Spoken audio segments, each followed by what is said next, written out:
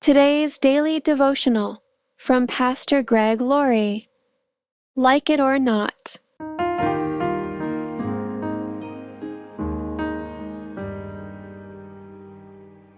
But to you who are willing to listen, I say, love your enemies. Do good to those who hate you. Bless those who curse you. Pray for those who hurt you. Luke 6:27-28.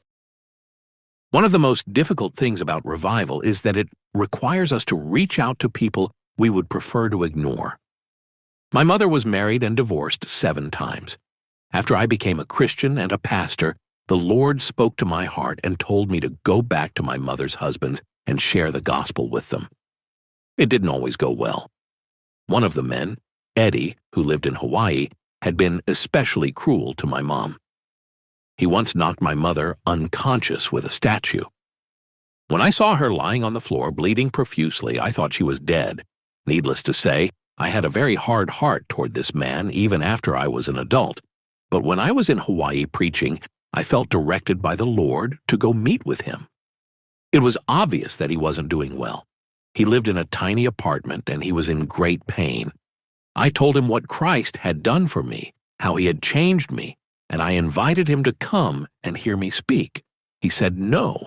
He wanted nothing to do with the gospel message. On the other hand, I also had an opportunity to talk to a man I loved.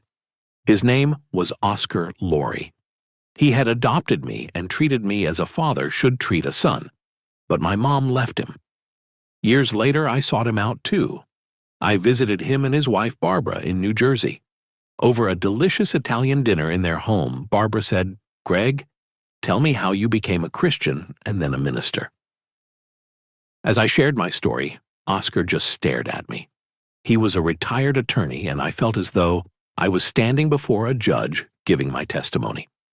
When I finished, he simply said, "Greg, let's walk in the morning." During that walk, he said, "Greg, I was listening very carefully to what you said last night, and I would like to give my life to Jesus Christ." He dropped to his knees in the middle of a park and prayed. I can't tell you for sure what happened in the lives of all the men I shared the gospel. That's God's department. My job was to plant the seeds. God is the one who nurtures them and causes them to grow. But to plant those seeds, I had to reach out to people who caused pain and chaos in my life. Jesus knew how difficult it would be for his followers to obey his instructions in Luke chapter 6, verses 27-28. But to you who are willing to listen, I say, love your enemies. Do good to those who hate you. Bless those who curse you. Pray for those who hurt you. But he also knew that extraordinary things happen when we do. Revival happens.